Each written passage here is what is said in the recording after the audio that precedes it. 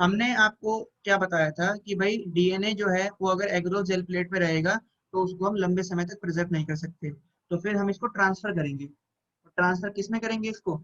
Agarose gel plate से nitrocellulose में या नाइलॉन मेम्ब्रेन के अंदर इसको ट्रांसफर कर देंगे, ताकि ये लंबे समय तक प्रिजर्व रह सके और फिर हम इसको फ्यूचर में आगे यूज कर सकें। तो इस प्रोसेस को बोलते हैं हम लोग ब्लॉटिंग। तो आज हमारा जो टॉपिक है वो है blot.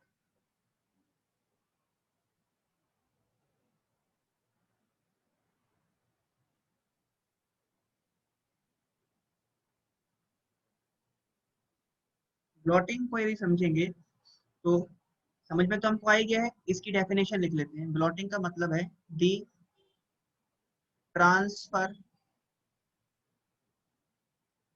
Of DNA bands from the agarose gel plate to the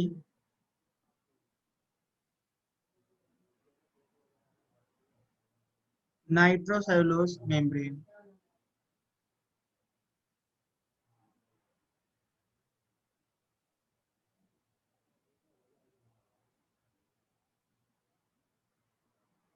NC membrane और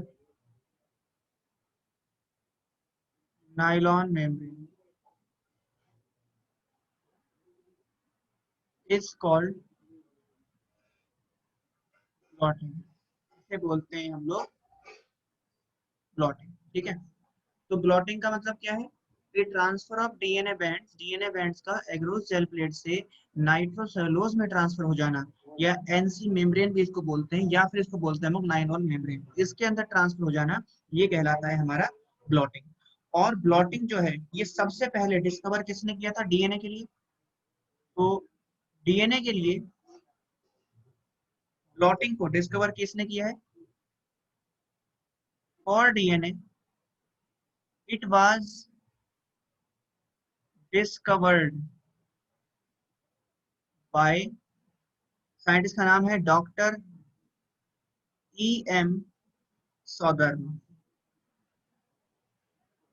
ई एम सॉदर्न ने इसको डिस्कवर किया था। इसलिए डीएनए के लिए जो ब्लॉटिंग होती है उसको बोलते हैं सॉदर्न ब्लॉटिंग। अब हम देखते हैं यहाँ पे टाइप्स ऑफ ब्लॉटिंग। ब्लॉटिंग कितने टाइप्स की हो सकती है? Types of blotting. यदि ब्लॉटिंग के टाइप्स देखें तो इसमें सबसे पहला हो सकता है किसके लिए? और डीएनए के लिए करेंगे अगर, और डीएनए डीएनए के लिए यदि हो रही है तो ये कहलाती है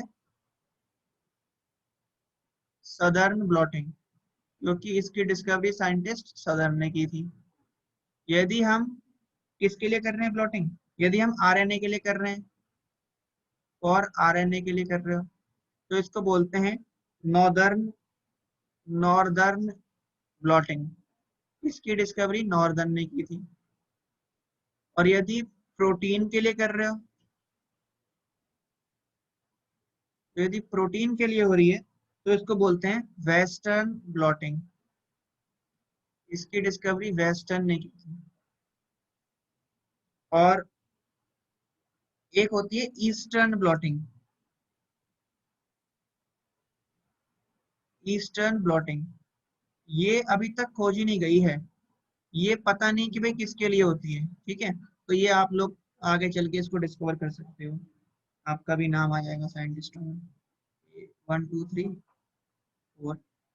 और फिफ्थ वन है आपके पास जो एंटीजन या एंटीबॉडी के लिए या फिर इम्यूनोग्लोबुलिन प्रोडक्ट के लिए हो। तो फॉर एंटीजन के लिए, या फिर एंटीबॉडी के लिए, या फिर किसी इम्यूनोग्लोबुलिन प्रोडक्ट के लिए हो, ये कहलाती है इम्यूनोब्लॉटिंग। इम्यूनोब्लॉटिंग। और जो ये इम्यूनोब्लॉटिंग है ना, ये इम्यूनोब्लॉटिंग ब्लॉटिंग एक तरीके का वेस्टर्न ब्लॉटिंग का ही मॉडिफिकेशन है। तो ये क्या है, मॉडिफिकेशन ऑफ वेस्टर्न ब्लॉटिंग। ये वेस्टर्न ब्लॉटिंग का एक मॉडिफिकेशन। तो ये हमने डिफरेंट टाइप्स की ब्लॉटिंग समझ ली, ब्लॉटिंग क्या होती है ये बात हम समझ चुके हैं। अब देखिए, अब जो हमारे डीएनए के फ्रेगमेंट्स हैं वो सब किसमें चले गए हैं, वो सब हमने ट्रांसफर कर दिए हैं नाइट्रोसेलुलोज की प्लेट के अंदर। ये फोर्थ स्टेप हो गया आपका। अब इसके बाद हम इसमें जो ये नाइट्रोसेलुलोज की प्लेट आई, ये कुछ इस तरह से है, देखिए ये हो गई आपकी नाइट्रोसेलुलोज की प्लेट, जिसमें क्या करा है, इसमें आपने डीएनए फ्रेगमेंट्स को ट्रांसफर कर दिया। ये डीएनए फ्रेगमेंट्स नाइट्रोसेलुलोज की प्लेट पे ट्रांसफर हो,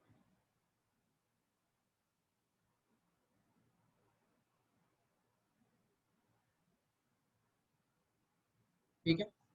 अब हम क्या करेंगे, अब हम नेक्स्ट स्टेप करेंगे जो कि रहेगा प्रोबिंग।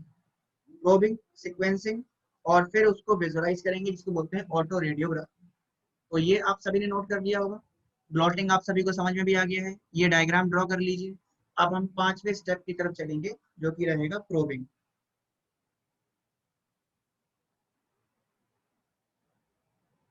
चलिए इसको रब कर देते हैं। देखिए स्टेप नंबर 5 जो होगा इसमें, जो पांचवा स्टेप है वो है probing. Probing the sequencing, probing, sequencing, and auto radiography। probing, sequencing and auto radiography। इसमें हम क्या करते हैं, ये तीनों जो चीजें आ रही है ना, प्रोबिंग, सीक्वेंसिंग, ऑटो रेडियोग्राफी, इसको ध्यान से समझिए।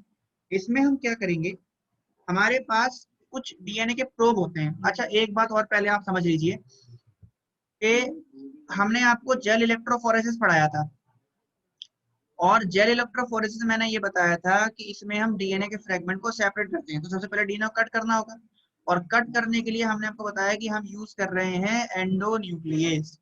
जैसे ये डीएनए है, ध्यान से देखिए इधर, इसके बीच में ये हाइड्रोजन बॉन्ड बने हुए हैं। हमने इस पर ये एंजाइम डाला, इस एंजाइम ने यहाँ से कट कर दिया, यहाँ से कट कर दिया, तो ये डीएनए कुछ ऐसे बन जाएगा। फिर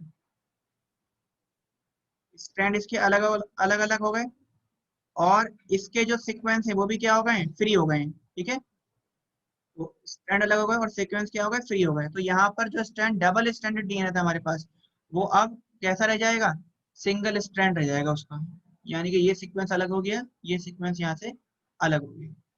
तो वही यही फ्रेगमेंट्स हमारे नाइट्रोसेलुलोज की प्लेट के ऊपर है, ठीक है। इतनी बात समझ में आ गई। अब देखिए, अब हम क्या करेंगे, हमारे पास एक ऐसे बॉटल रहेगी, एक कंटेनर होगा, ये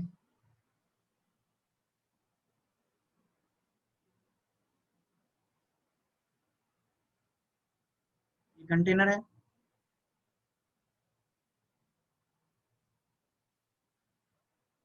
और इस कंटेनर पे ये लिखा हुआ है, एक ऐसे लेबल लगा हुआ रहेगा, और इस पर लिखा हुआ है प्रोब,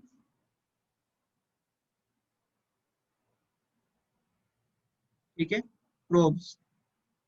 और यहाँ पर इस पर एक बार कोड होगा, ये, ठीक है। अब देखिए ये प्रोब क्या है, यदि जो इन प्रोब की बात करें, इसके अंदर लिक्विड भरा हुआ रहेगा, और लिक्विड में क्या रहेंगे, इसमें ये डीएनए होंगे, डीएनए फ्रेगमेंट्स। और इसके अंदर जो डीएनए के फ्रेगमेंट्स हैं वो होंगे रेडियो एक्टिव। तो प्रोब का मतलब है कि इसमें रहेगा रेडियो एक्टिव डीएनए स्ट्रैंड, इसमें रेडियो एक्टिव डीएनए स्ट्रैंड है। और इनका सीक्वेंस हमें पता होता है, ठीक है। जो रेडियो एक्टिव डीएनए स्ट्रैंड है, प्रोब है, उनका सीक्वेंस हमें पता होगा। तो हम ये बारकोड स्कैन करेंगे। जब ये बारकोड स्कैन करेंगे तो इसका जो रेडियो एक्टिव डीएनए का जो सीक्वेंस है, वो सीक्वेंस स्कैन होके हमारे कंप्यूटर सिस्टम के अंदर चला जाएगा, ठीक है। तो ध्यान से समझिए, हमने क्या करा, हमने इस प्रोब के बारकोड को स्कैन किया। जब स्कैन किया तो इसका जो इसमें जो रेडियोएक्टिव डीएनए का सीक्वेंस है, वो सारा सीक्वेंस हमारे कंप्यूटर सिस्टम के अंदर फीड हो गया, उसमें चला गया। अब देखिए, अब प्रोबिंग में हम करते क्या, हम एक असेंबली तैयार करते हैं। असेंबली में क्या रहेगा, एक तो हमारा बीकर रहेगा ऐसे,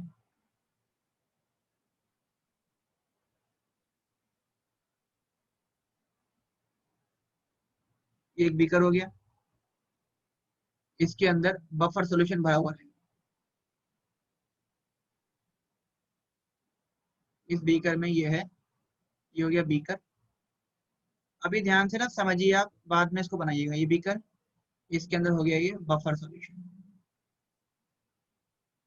और हमने क्या करा, इसमें जो हमारी नाइट्रोसेलुलोज की प्लेट है, वो हमने इसके अंदर रख दी,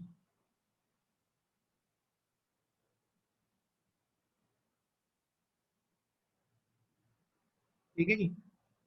अब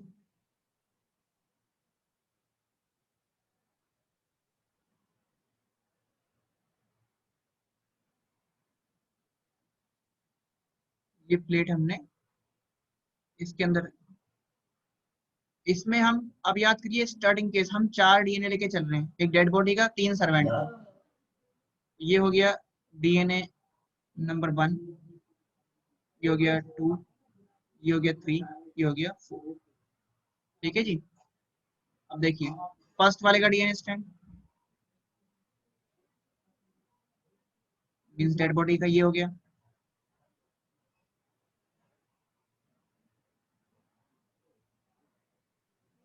सेकंड वाले का हो गया ये।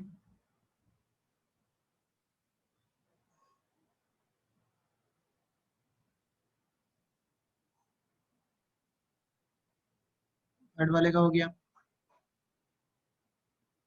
और ये फोर्थ। अब क्या करेंगे, अब इस पूरी असेंबली को हम एक कंप्यूटर सिस्टम के साथ जोड़ देंगे।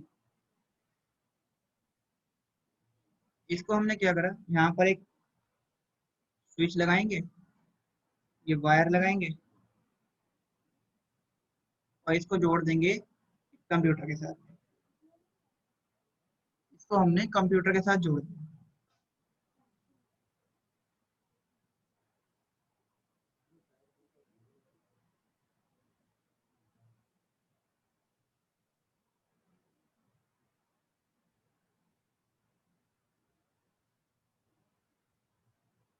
ठीक है जी।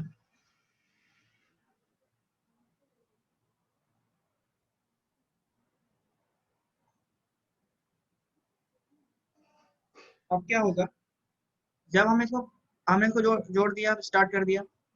अब ये बार स्कैन को हम बार कोड को हम स्कैन कर चुके हैं, तो इसके अंदर प्रोब का जो भी सीक्वेंस रहेगा रेडियो डीएनए का, वो सारा रेडियो डीएनए का सीक्वेंस हमारे सिस्टम के अंदर आ गया है ऑलरेडी। अब हम क्या करेंगे, एक ड्रॉपर लेंगे। ड्रॉपर पता है ना आपको, केमिस्ट्री लैब में आप लोगों ने यूज किया होगा ड्रॉपर। एक ड्रॉपर लोगे, ड्रॉपर में हम डीएनए प्रोब को फिल करेंगे और यहाँ डाल देंगे इस पे। तो हमने यहाँ पर क्या करा, ये डीएनए प्रोब डाल दिया इसमें, इस जेल प्लेट में। इसके अंदर सीक्वेंस रहेगा, वो सीक्वेंस अपने अपोजिट सीक्वेंस के सामने जाके अटैच कर जाएगा।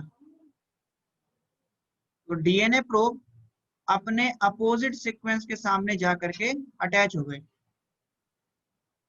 ठीक है। तो यहाँ पर डीएनए प्रोब क्या करेंगे, अपने अपोजिट सीक्वेंस के सामने जा जाके जुड़ते जाएंगे और रेडियो एक्टिविटी फॉर्म शो कर देंगे। और जब हम इसको फिर सिस्टम से, हमने कहा इसको अटैच कर रखा है, तो सिस्टम में क्या होगा, कंप्यूटर के अंदर जो इंफॉर्मेशन है जो हमने डीएनए प्रोब से इंफॉर्मेशन ली है उसका अपोजिट सीक्वेंस जो यहाँ पर जब ये बाइंड करेगा तो वो सारी इंफॉर्मेशन आपको इस सिस्टम में शो करेगा। तो इस सिस्टम के अंदर हमको डीएनए सीक्वेंस दिखने लगेंगे, ठीक है। और ये सिस्टम क्या करेगा, ये जो सिस्टम है, ये जो कंप्यूटर सिस्टम है, ये डीएनए के उस सीक्वेंस को डिलीट कर देगा अपने आप ही जो सीक्वेंस यहाँ पर मैच नहीं कर रहे हैं। जो सीक्वेंस मैच कर रहे हैं उनको ये यहाँ पर इस सिस्टम के अंदर रखेगा। तो यहाँ पर क्या होगा, जैसे इसको हम ऐसा, जैसे कि एक तो ये हो गया फर्स्ट वाले का डीएनए, तो फर्स्ट वाले का डीएनए सीक्वेंस हो गया ये, एक ये हो गया, एक ये हो गया, और इसका जो डीएनए सीक्वेंस है वो थर्ड वाले के डीएनए सीक्वेंस से मैच कर रहा है। ये थर्ड वाले का डीएनए सीक्वेंस हो गया। तो जो डीएनए सीक्वेंस यहाँ पर दो ऑर्गेनिज्म के दो अलग अलग डीएनए के सीक्वेंस जो मैच कर रहे हैं वो सीक्वेंस आपको इस सिस्टम में दिखाई देंगे, और जो मैच नहीं कर रहे आपस में वो सारे क्या हो जाएंगे, डिलीट हो जाएंगे। तो इस तरह से हम ये पता लगा सकते हैं कि किन दो ऑर्गेनिज्म का डीएनए जो है वो सेम है, ठीक है। तो हम यहाँ पर मर्डर मिस्ट्री सॉल्व कर रहे थे, तो हमने डेड बॉडी का डीएनए फर्स्ट लिया था, और जो फर्स्ट सेकंड थर्ड है, मतलब सेकंड थर्ड फोर्थ जो डीएनए ये सर्वेंट का डीएनए है। तो फर्स्ट वाले का डीएनए थर्ड वाले के डीएनए से मैच कर गया, इसका मतलब जो उस मालिक का मर्डर किया वो किसने किया था, इस सर्वेंट नंबर सेकंड ने किया था, जो थर्ड वाले का डीएनए इसने इसका मर्डर किया। ये बात समझ में आ गई कि हम डीएनए को किस तरीके से प्रोबिंग क्या करेंगे। प्रोबिंग का मतलब होता है कि जब हम इस नाइट्रोसेलुलोज की प्लेट के अंदर डीएनए प्रोब डालेंगे, रेडियो एक्टिव डीएनए ऐड करेंगे, तो वो जाकर अपने अपोजिट सीक्वेंस पे जाकर बॉन्ड बना लेगा। और हमको डीएनए प्रोब का सीक्वेंस पता ही है, तो ऑटोमेटिकली हमें उस सामने वाला जो अपोजिट स्ट्रैंड है उसका सीक्वेंस भी पता चल जाएगा। फिर सीक्वेंसिंग में क्या करेंगे हम लोग, उसके बाद जब सीक्वेंसिंग का मतलब होता है कि हमने इसको कंप्यूटर सिस्टम के साथ अटैच कर दिया है। जब हमने इसको कंप्यूटर सिस्टम के साथ अटैच कर दिया तो जो इसका डीएनए प्रोब का सीक्वेंस है वो हमने ऑलरेडी इस सिस्टम में फीड कर रखा है। तो जब हम इसको ऐड करेंगे तो वो क्या करेगा, जिस जिस स्ट्रैंड के साथ बॉन्ड बनाएगा वो सीक्वेंस आपको दिखाई देने लगेगा। और दो अलग ऑर्गेनिज्म को जो डीएनए होगा, जो बिल्कुल सेम डीएनए होगा, दो डीएनए जिनका सीक्वेंस सेम होगा, वो जो मैच कर गए हैं डीएनए वो हमें इस सिस्टम के अंदर दिखाई देने लगेंगे। इस प्रोसेस को बोलते हैं ऑटो रेडियोग्राफी, ठीक है। तो ये हो गया हमारा डीएनए फिंगरप्रिंटिंग। ये लास्ट स्टेप है। अगर ये आप लोगों को समझ में आ गया है तो वेल एंड गुड है, नहीं समझ में आया तो आप लोग अपना डाउट पूछ सकते हैं।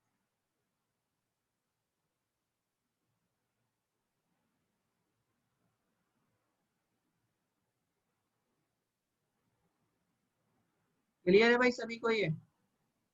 सर ये डीएनए प्रोब है, ये तो सेकंड और ये फोर्थ है, इसके साथ भी बॉन्ड बना रहा हाँ बॉन्ड बना रहा है ना। बॉन्ड तो ये, क्योंकि इसके अंदर जो सीक्वेंस है डीएनए प्रोब के अंदर वो तो अपोजिट सीक्वेंस कुछ भी हो सकता है। अब जब ये मान लो ये वाला डीएनए स्ट्रैंड है, इसमें सीक्वेंस ये है ACTCG, ये सीक्वेंस इसकी है, ये रेडियो एक्टिव है, ठीक है। अब मान लो ये फोर्थ वाला जो है, ये सेकंड वाला, इसका सीक्वेंस इस वाले का अपोजिट, तो इसके साथ बॉन्ड बना लेगा ये। बॉन्ड बनाना इंपॉर्टेंट नहीं है। जब मैं इस वाले डीएनए को देख रहा हूँ, फर्स्ट वाले के डीएनए फ्रेगमेंट को देख रहा हूँ और थर्ड वाले के डीएनए फ्रेगमेंट को देख रहा हूँ, तो सिस्टम के अंदर हमको फर्स्ट और थर्ड वाले का डीएनए दिखाई दे रहा है।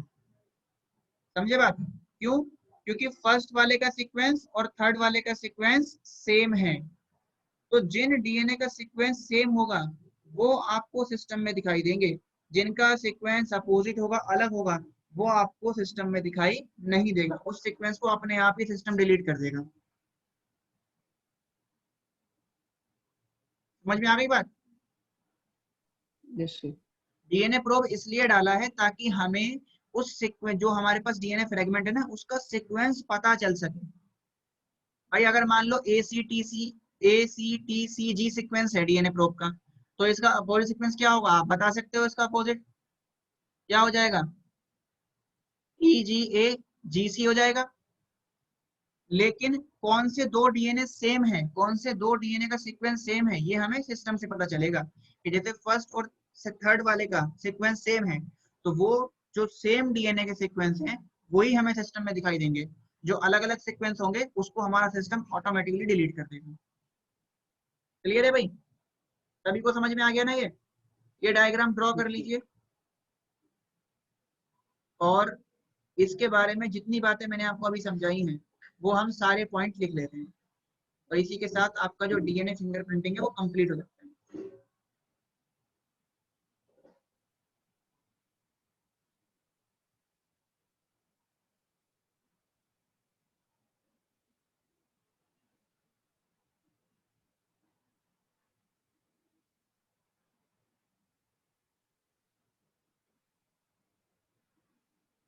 चलिए लिखते हैं इसके बारे में। डायग्राम आप सभी ने बना ही लिया होगा, लिखिए। in this technique in this technique the probe is in this technique the probe is added added to nylon membrane is added to nylon membrane.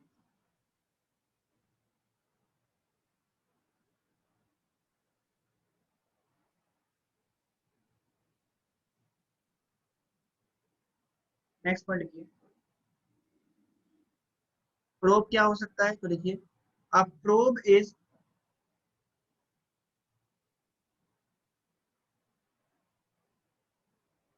a probe is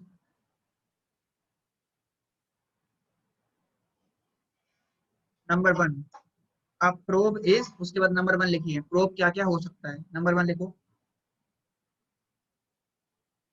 a single stranded DNA और RNA fragments whose sequence a single stranded DNA or RNA fragments whose sequence are already known whose sequence are already known जिनका sequence हमें पहले से ही पता है। Next point लिखिए। Second, it is labeled by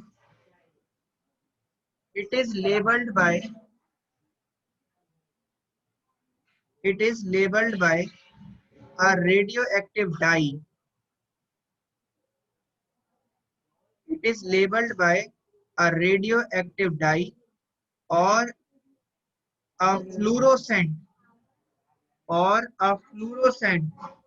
F L U R O FLUROSCENT, a fluorescent marker।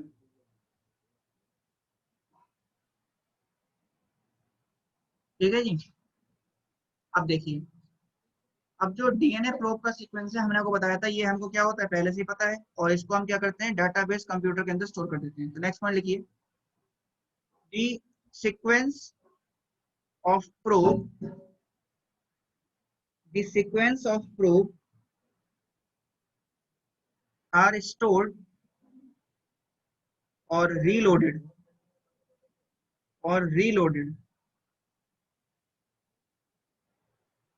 by scanning the barcode in the computer scanning दा के बाद by scanning the barcode in the computer or database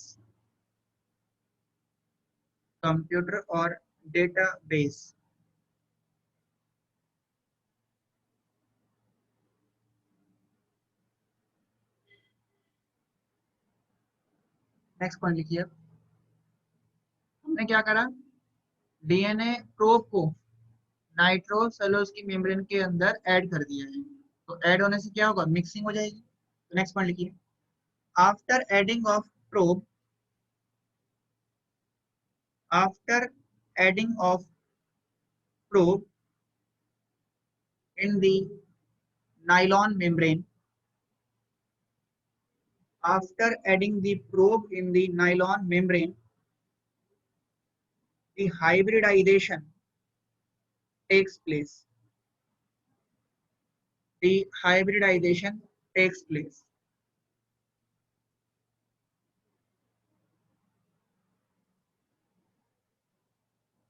Next one लिखिए. This information show on computer screen. This information show on computer screen and the computer system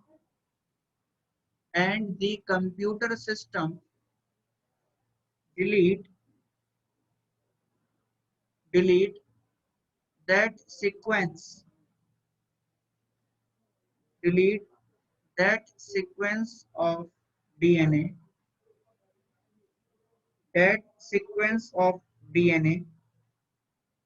which are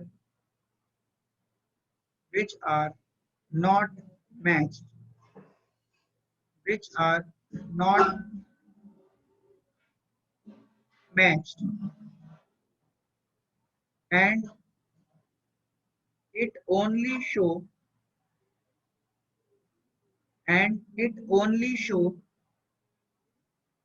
sequence of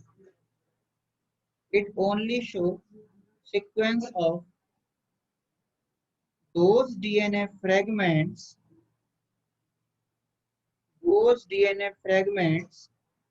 which are same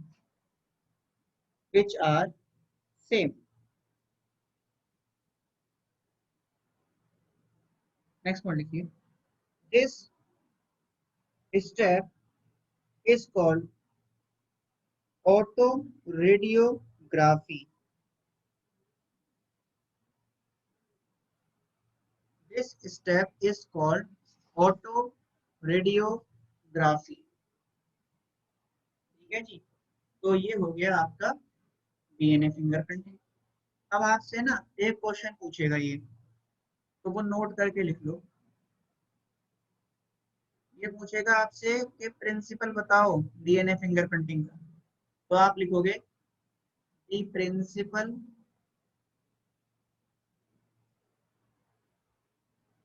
is RFLP. इसका principal है RFLP, इस पे काम करता है. RFLP का मतलब है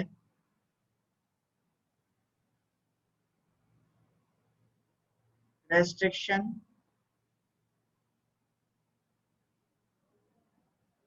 fragment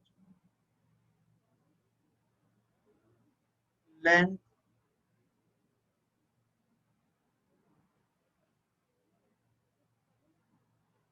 polymorphism. Restriction fragment length polymorphism. ठीक है. पॉलीमॉर्फिज्म क्या होता है ये अभी हम आगे डिटेल में पढ़ेंगे, इसको समझेंगे. तो ये हो गया हमारा डीएनए फिंगरप्रिंटिंग. यदि आप कंप्लीट स्टेप का सीक्वेंस बनाना चाहेंगे डीएनए फिंगरप्रिंटिंग में, तो क्या क्या रहेगा, एक बार वो सीक्वेंस हम देख लेते हैं.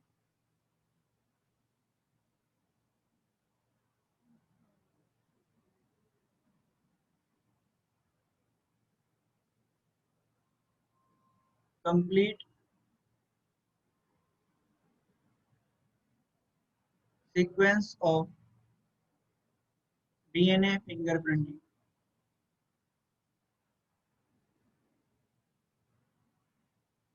स्टेप्स. तो सबसे पहला क्या था इसमें, सबसे पहले हुआ isolation of DNA. Isolation of DNA. सबसे पहले डीएनए को आइसोलेट किया गया. आइसोलेशन के बाद नेक्स्ट स्टेप जो हुआ, ये हुआ PCR, polymerization chain reaction. PCR के बाद हुआ इलेक्ट्रोफोरेसिस.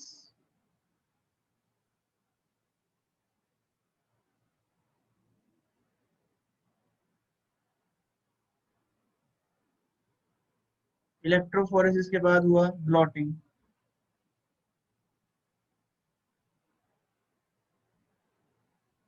ब्लॉटिंग के बाद हुआ प्रोबिंग, प्रोबिंग फिर सीक्वेंसिंग और उसके बाद ऑटो ऑटो रेडियोग्राफी।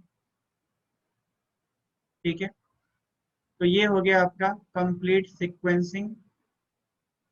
इस सीक्वेंस में चलते हैं स्टेप डीएनए फिंगरप्रिंटिंग के। क्लियर है, ये लिख लीजिए। और इसके बाद हम एक केस और देखते हैं डीएनए फिंगरप्रिंटिंग का। जैसे ये तो हमने मर्डर मिस्ट्री के अंदर देखा था।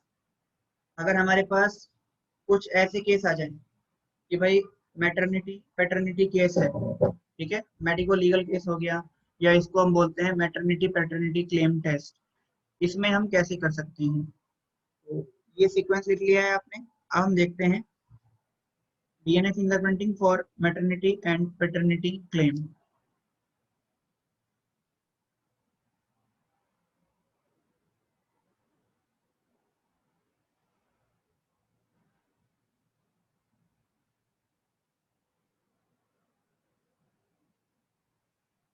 देखिए,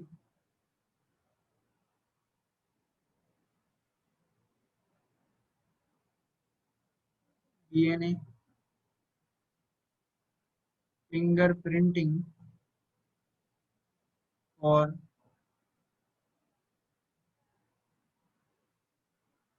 maternity paternity claim. Maternity paternity claim के केस में डीएनए फिंगरप्रिंटिंग कैसे करेंगे, तो स्टेप तो सारे सेम रहेंगे, लेकिन इस केस में जो डीएनए फिंगरप्रिंटिंग है वो किस पर बेस्ड करता है। इसमें जो डीएनए फिंगरप्रिंटिंग है ये बेस्ड है वीएनटीआर पे। तो it is based on VNTR. VNTR की फुल फॉर्म है variable number tendon repeat, variable number tandem repeats, variable number tandem repeats. अब अगर हम इनकी बात करें वीएनटीआर की, ये होते क्या हैं, वीएनटीआर के बारे में हम थोड़ा डिस्कस कर लेते हैं। वीएनटीआर ये क्या है।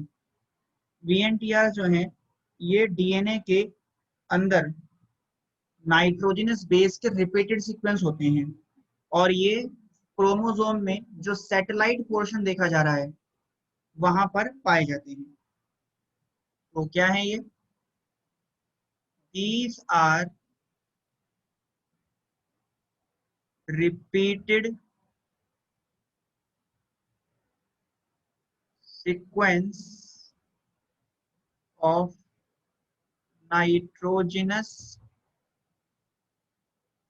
bases and found in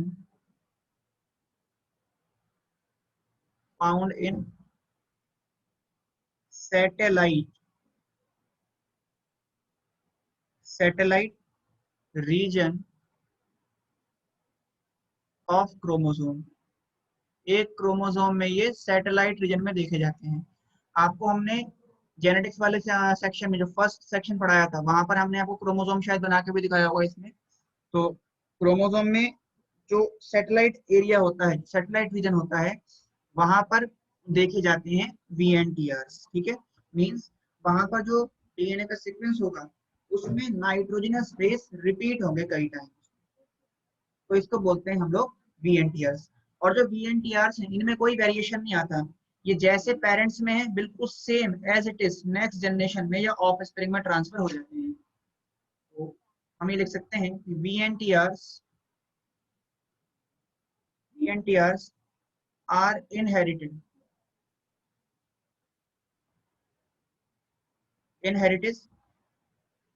as such in the offspring। Of spring में बिल्कुल एज इट इज ट्रांसफर हो जाते हैं। इसका मतलब कि नो वेरिएशन,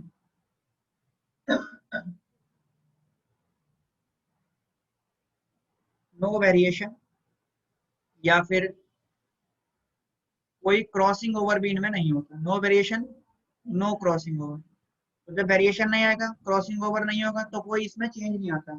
जैसा सीक्वेंस ये पेरेंट्स के अंदर होगा वैसा ही ट्रांसफर हो जाएगा।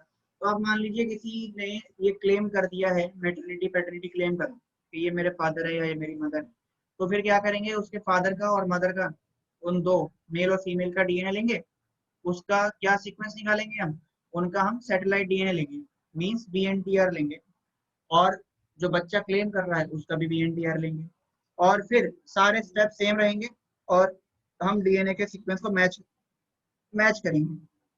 यदि ये बीएनटीआर का सीक्वेंस जो उस बच्चे के अंदर है वही सेम सीक्वेंस उस मेल और फीमेल के अंदर भी है, इसका मतलब वो उन्हीं का सन है या डॉटर जो भी है उन्हीं का। ठीक है, तो इस तरह से हम इसको मैच कर सकते हैं।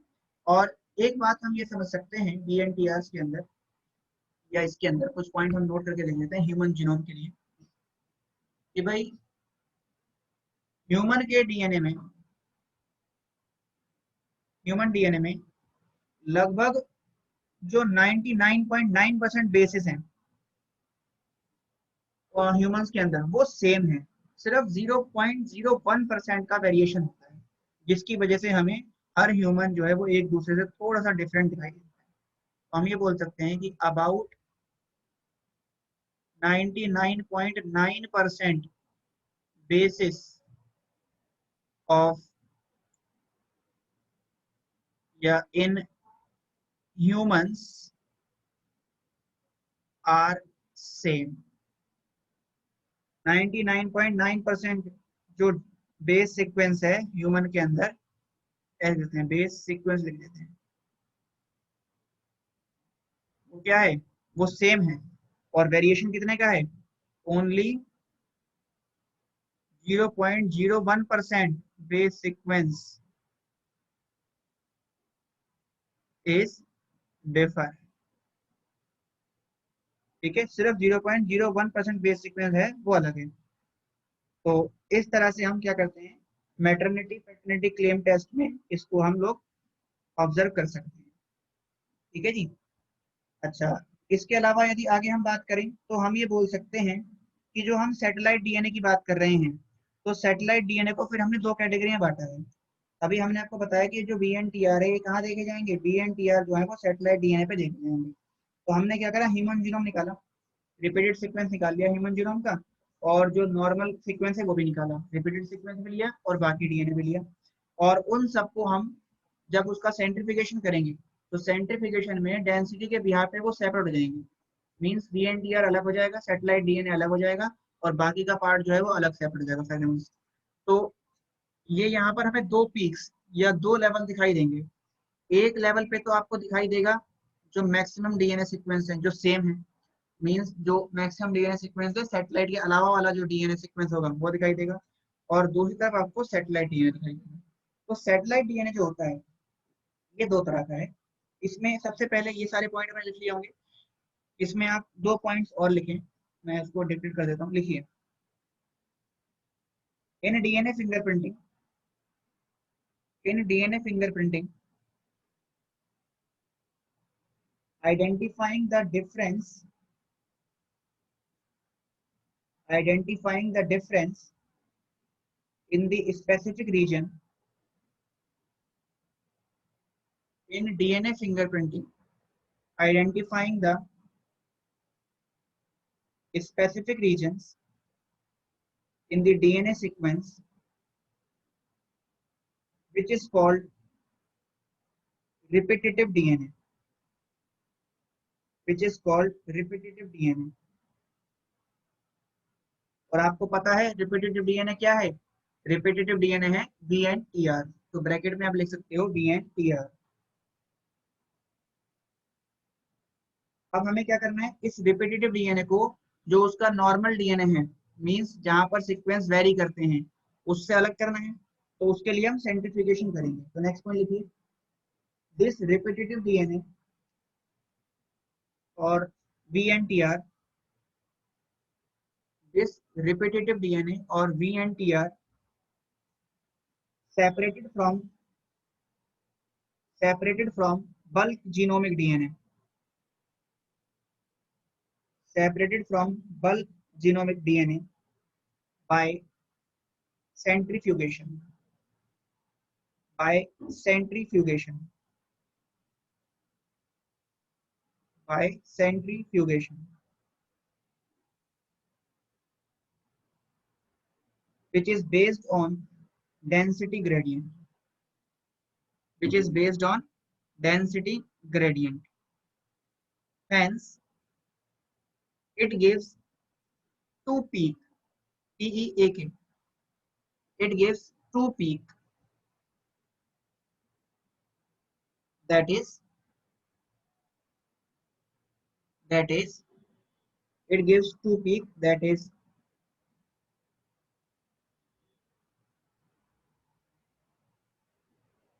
major peak,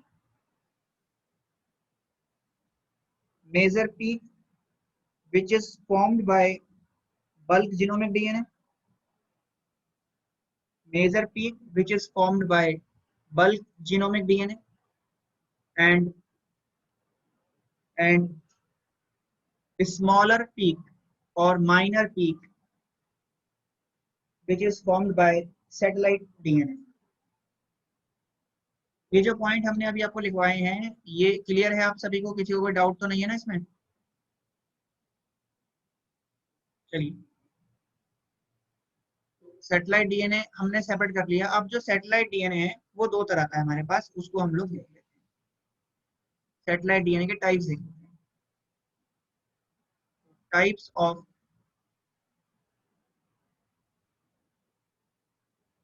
satellite DNA. Satellite DNA के दो टाइप है हमारे पास। पहला आता है मिनी सैटेलाइट और दूसरा हमारे पास में आता है micro satellite.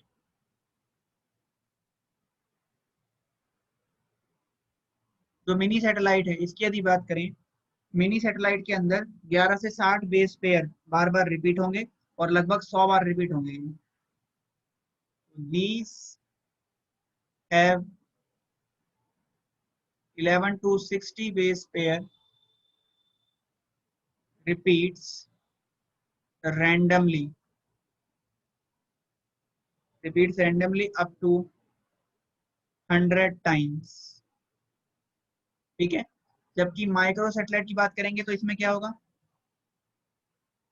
These have 5 to 6 base pair, ऐसे लिखो, base pair repeats, ये रिपीट सॉरी रैंडमली कह रहा हूँ मैं,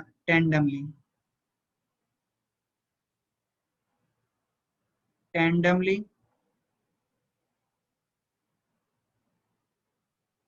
और ये कब तक होंगे?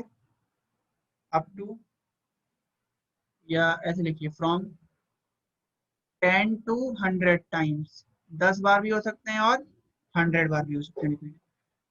अगर जो मिनी सैटेलाइट की बात करें तो मिनी सैटेलाइट कितने होते हैं ह्यूमन जीनोम के अंदर? There are about 30,000 mini satellite